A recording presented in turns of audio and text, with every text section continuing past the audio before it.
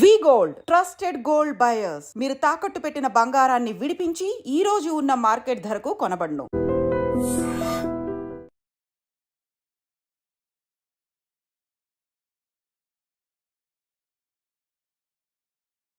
అక్క, నల్లమల్ల నుండి మీరు చాలా రోజులు ప్రయాణం చేసి వెళ్ళారు.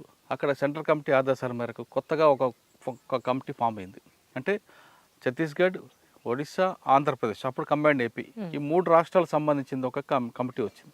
ఈ కమిటీకి కావాల్సిన వెపన్స్ కోసం మీరు చెప్తున్నట్లుగా నయాగఢ్ పోలీస్ స్టేషన్కి మీద నయాగఢ్ సిఆర్పిఎఫ్ క్యాంప్ మీద అటాక్ చేశారు. దానికి సంబంధించి అప్పటికే దాదాపు 3 నెలల నుంచి రెక్కి నిర్వహించారు, జంప్ అన్నతో పాటు చాలామంది. ఆ రోజు ఏం జరిగింది అన్నది? రెక్కి మొత్తం రెక్కి అయిపోయిన తర్వాత ఓకే, అది ట్రైనింగ్ క్యాంపు మీద మనం దాడి చేసి ఒక బ్యారక్లో వెపన్స్ ఉంటాయి, ఆ వెపన్స్ తీసుకొచ్చుకోవాలి, తూటాలు వెపన్స్ అనేటువంటిది అనుకొని మొత్తము వెళ్ళినాము. అక్కడ రిహార్సల్ దాదాపు ఒక 20-30 రోజులు రిహార్సల్ చేసినాము.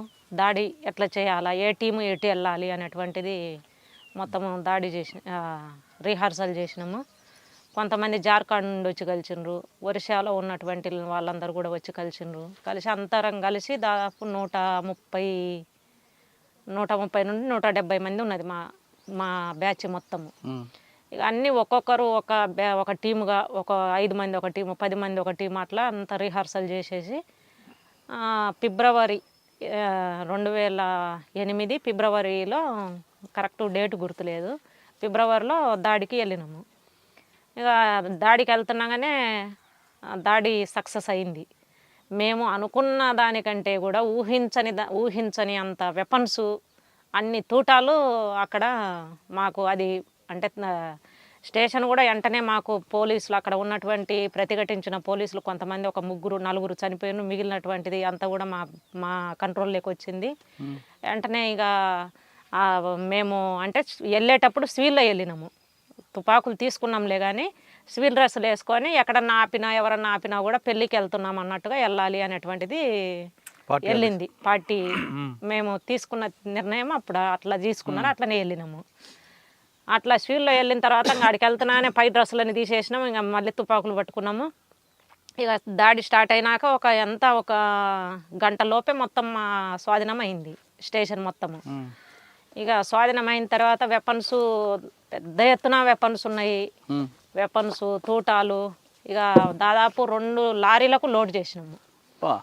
2 లారీలకు లోడ్ చేసి ఇంకా మొత్తం ఎక్కడ ఈ సెంట్రీలు ఉన్నటువంటి పోర్స్, విడివిడిగా ఉన్నటువంటి బ్యాచ్లు అందరినీ మా వాళ్ళని పిలవనంపుకొని మొత్తం అంత వెపన్స్ మొత్తం లోడ్ చేసినాం 2 లారీలకు.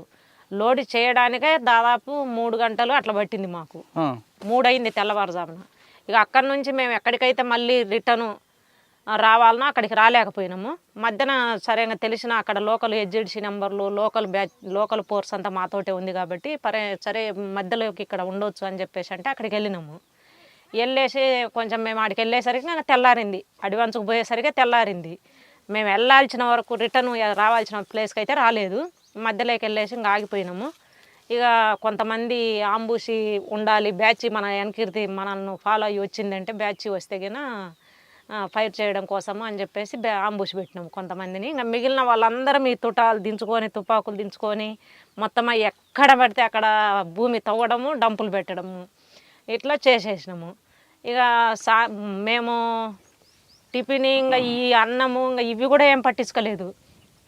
ఊరి వాళ్ళు జావా తీసుకొచ్చిండ్రు, అంబలి అంటారు కదా, అది తీసుకొచ్చిండ్రు, అది తాగేసినాము. ఇంకా ఈ పని స్టార్ట్ చేసినాము. వెంటనే ఒక గంట కల్లా పోలీసు వాళ్ళు వచ్చేసిండ్రు. పోలీసులు వచ్చి ఇంకా ఫైరింగ్ అక్కడ జరుగుతూనే ఉంది. ఈ పెట్టే వాళ్ళం పెడతానే ఉన్నాము. ఇక సరే కొంచెం అదనపు ఫోర్స్ వచ్చింది, ఫైరింగ్ ఎక్కువ జరుగుతుంది అనుకున్నప్పుడు ఒక 3 గంటలు 4 గంటల టైంలో అదనపు బ్యాచ్లు ఎక్కువ మంది పోలీసులు వచ్చిండ్రు. అప్పుడు దానక కూడా మొత్తం ఈ వెపన్స్ మనం మా చేతనైన మొత్తం మేము ఉన్నది తక్కువ మందిమే. మేము అంతగలిగితే కూడా 100-110 మందిమే. మిగిలిన వాళ్ళు ఆంబుష్లు, కొంతమంది అటు ఇటు ఆంబుష్లో పోతే ఇక ఉన్న వాళ్ళు మొత్తం తోటాలు, తుపాకులు అన్నీ కొంత దూరం తీసుకుపోయి పెట్టినాము. కొన్నేమో ఒక్కొక్కరు 5-6 పట్టుకుంటే అన్ని ఎవరు శక్తి అని మేము చెప్పిన పార్టీ నాయకత్వము. ఎంతసేపు చేశారు అలాగా? సాయంత్రం వరకు మొత్తం ఉదయం నుండి ఒకవైపు ఫైరింగ్ అవుతూనే ఉంది. ఒకవైపు ఏ ప్రాంతం అది? అది ప్రాంతం నాకు గుర్తులేదు, ఒరిస్సా ఏరియాని. నయాగడ జిల్లా హెడ్ క్వార్టర్ మీద దాడి చేసినాం, బయటకు వచ్చినాము. అది ఏరియా ఈ నియమగిరి ఏరియా అంటారు. ఇంకా ఆ ఏరియా నియమగిరి కదా, ఇంతకు ఒరిస్సా ఏరియా. ఇంకా ఏరియా కొత్త ఏరియా కాబట్టి మనకు పుల్వాని జిల్లా బార్డర్లో. అయితే ఇంకా సాయంత్రం వరకు జరిగింది. సాయంత్రం ఇక పెద్ద ఎత్తున ఫోర్స్ వచ్చేసింది, ఫైరింగ్ జరుగుతుంది. ఇంకా లోపలికి వస్తున్నారు పోలీసు వాళ్ళు. చలో వాళ్ళు లోపలికి వస్తున్నారు కదా, మనం ఇంకా ఇవి కాపాడుకోవాలంటే మనం పోవాల్సిందే, ముందుకు వెళ్ళాలి అని చెప్పేసి అప్పుడు డేవిజ్ దాదా, తర్వాత ఈ బిఆర్ దాదా వీళ్ళందరూ ఉన్నారు.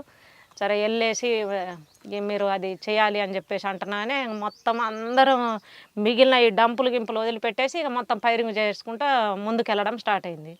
మా కామ్రేడ్స్ 2 చనిపోయినారు అప్పుడు ఆ టైంలో, రాంబత్తి, ఇక్బాల్ అని 2. అక్కడ మీకు భాష ప్రభావం రాలేదా?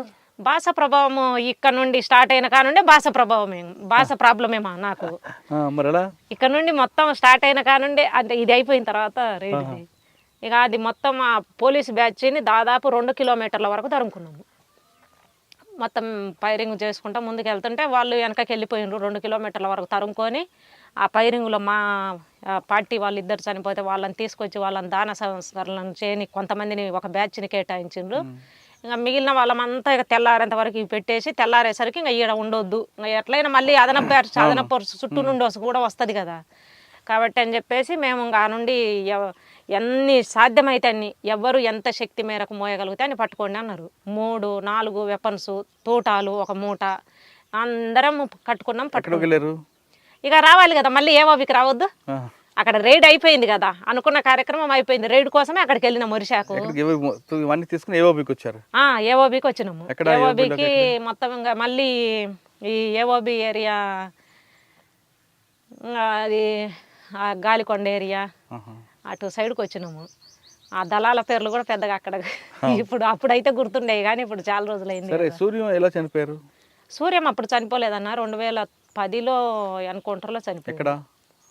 మళ్ళీ మేము ఈ ఒరిస్సా డీకేకి వచ్చినాము. డీకేలో వచ్చి కొన్ని కార్యక్రమాలు చేసిన తర్వాత మళ్ళీ ఒరిస్సాకి వెళ్ళినాము. కంపెనీలో ఒక ప్లాటును ఈ ఫస్ట్ కంపెనీ ఈ దాడి చేసేసింది. మళ్ళీ డీకేను అక్కడ నుండి ఆ తుపాకులు తీసుకొని వచ్చిన తర్వాత మళ్ళీ రావడమే ఏఓబికి వచ్చిన తర్వాత మళ్ళీ సీసీ వాళ్ళు మాకు కూసబెట్టి చెప్పింది ఏంటంటే, సూర్యంకు నాకు మీరు ఇప్పుడు ఫస్ట్ కంపెనీలో ఉండి మనం ఇది చేసినాము, అయితే ఫస్ట్ కంపెనీలో ఏరే వాళ్ళను కేటాయిద్దాము, మీరు సెకండ్ కంపెనీకి వెళ్ళాలి, సెకండ్ సిఆర్సి కంపెనీ ఏర్పాటు చేస్తున్నాము, దానికి మీరు రావాలి అని చెప్పేసి అన్నారు.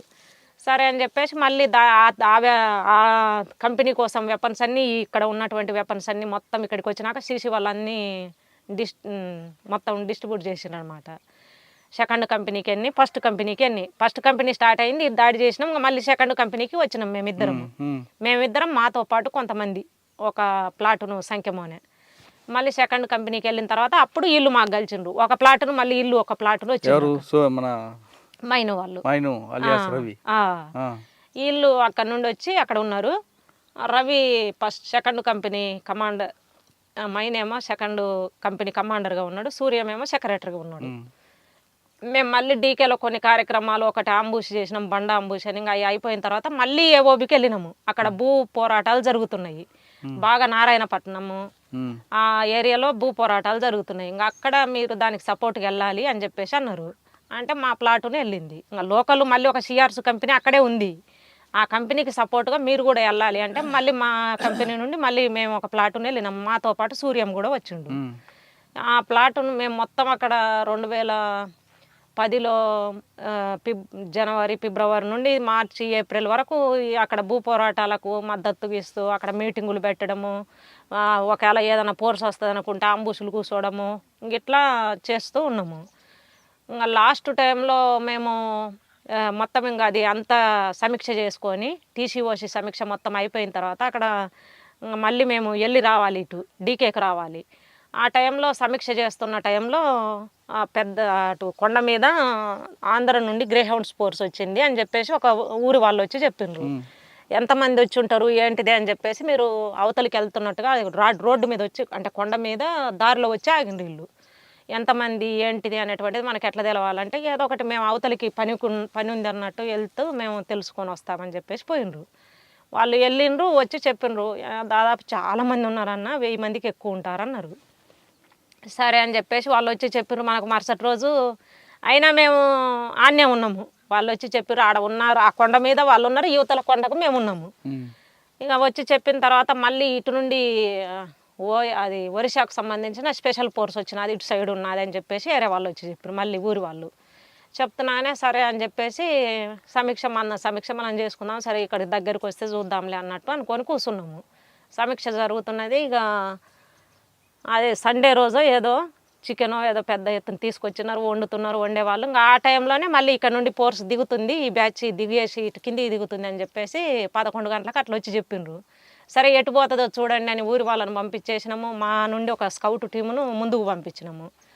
పంపించిన తర్వాత 3:30, 4 ఆ టైంలో దగ్గరికి ఇటు ఊరు దాటేసినారు, ఇటు మన వైపు వస్తున్నారు అని చెప్పేసి అన్నారు. ఇంకా మన వైపు అంటే ఇంకా మేము రోడ్డు మీదనే డేరేసినాము. అది మెటల్ రోడ్డు లాంటిది, ఈ ఊరు నుండి ఇంకొక ఊరికి వెళ్తుంది. ఆ రోడ్డు మీదనే మా డేరే ఉన్నది. సరే ఇటే వస్తున్నారా, ఇటు వస్తారా, ఇంకొక దారి, దాని నుండి సీలు ఇంకొక దారి పోతుంది, ఆ దారికి పోతారో చూడండి అని చెప్పేసి ఊరి వాళ్ళని పంపిస్తే ఊరికి వచ్చి చెప్పిండ్రు ఇటే వస్తున్నారన్న అని.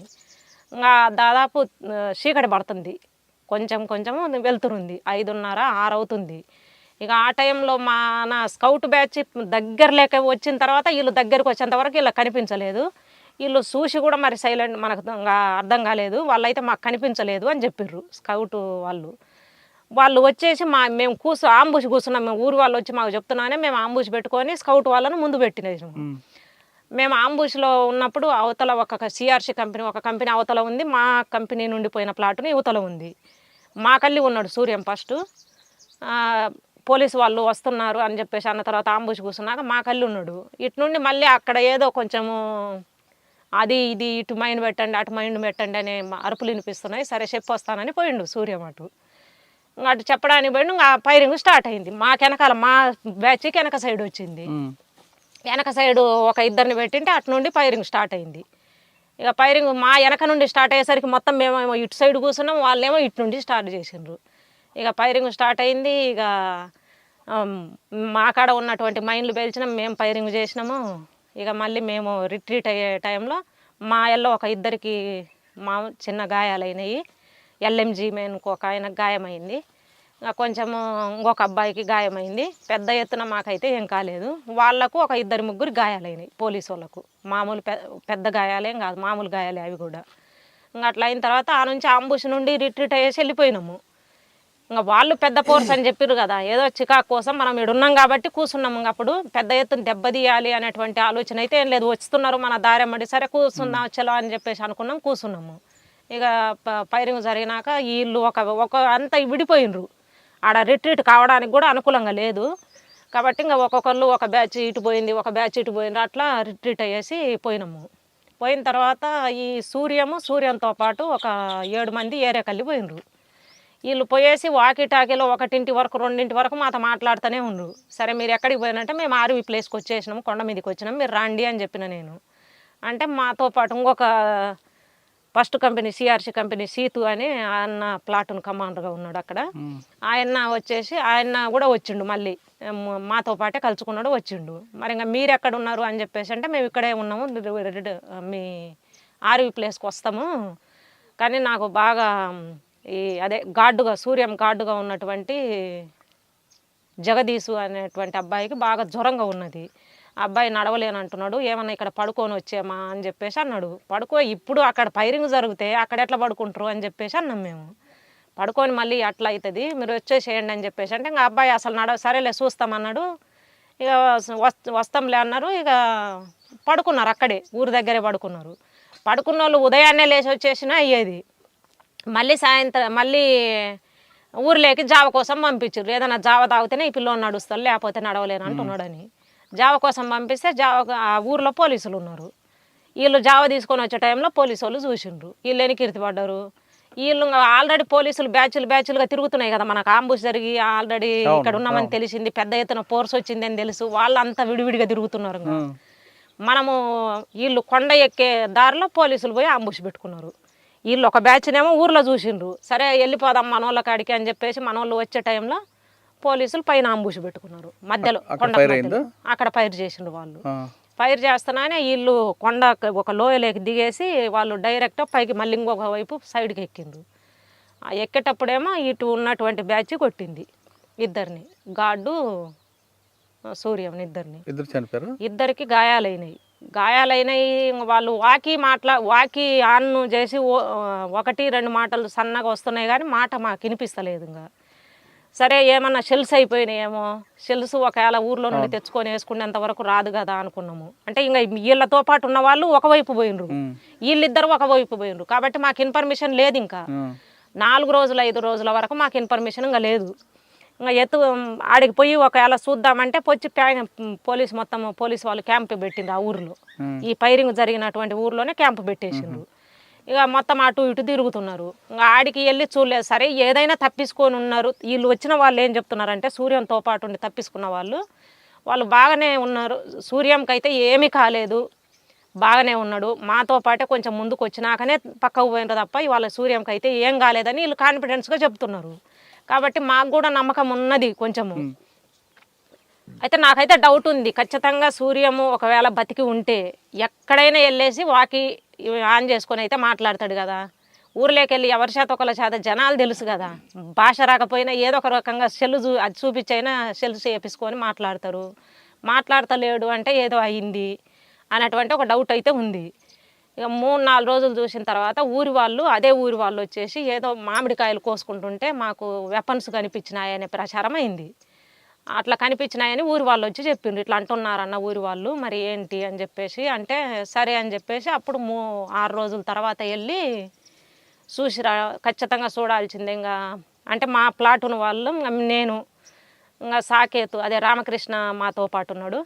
మరి డీకేకి వెళ్దాము, సూర్యం ముందు ఏపీటీలో కలుస్తలే, ఇంకొక ఏపీటీ మళ్ళీ సెకండ్ ఏపీటీ పెట్టుకుంటాం కదా ఒకవేళ ఇక్కడ కలవకపోతే, డీకేకి వెళ్ళే ఏరియాలో ఒక ఆర్వీ పెట్టుకొని ఉన్నాం, ఆడ కలుస్తలే అని చెప్పేసి అన్నారు.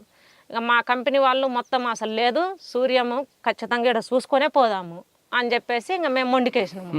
ఏదో ఒకటి ఇక్కడ చూసుకోకుండా అసలు ముందుకు వెళ్ళిండి అనేటువంటిది మనం ఎట్లా నిర్ణయించుకుంటాము, అది కరెక్ట్ కాదు, పోయి చూసుకోవాల్సిందే అని చెప్పేసి మొత్తం పట్టుబట్టినాక ఇంతకు మొత్తము నువ్వైతే వద్దమ్మా, నువ్వు 3 రోజుల నుండి అన్నం తింటలే, వద్దు అని చెప్పేసి నన్ను ఆన్నే ఉంచిండ్రు రామకృష్ణ సాకేతు దగ్గరనే. ఇక మిగిలిన వాళ్ళు ఒక 30 మంది 40 మంది పోయేసి మొత్తం ప్యారలల్గా ఎత్తుక్కుంటూ పోయిండ్రు. ఇలా ఫైరింగ్ జరిగిన ఏరియాలో ఆ బ్యాచ్ కూడా మనతో పాటు మన వాళ్ళు ఉన్నారు కాబట్టి ఎత్తుక్కుంటూ పోతే 2 శవాలు అక్కడ పడి ఉన్నాయంట. ఇద్దరికి గాయాలయ్యి దాదాపు ఒక 2 రోజులు 3 రోజులు బతికుండొచ్చు వాళ్ళు, ఎందుకంటే వాళ్ళ శవాలు ఎలాంటి డ్యామేజ్ కాలేదు. సూర్యంది అయితే కొంచెము అయిందంట కానీ తీసేటప్పుడు, ఆ అబ్బాయిది అయితే అసలు ఏమీ కాలేదు, గాడ్డుది బాగున్నాడు అనేది చెప్తున్నారు అన్నమాట పోయిన వాళ్ళు.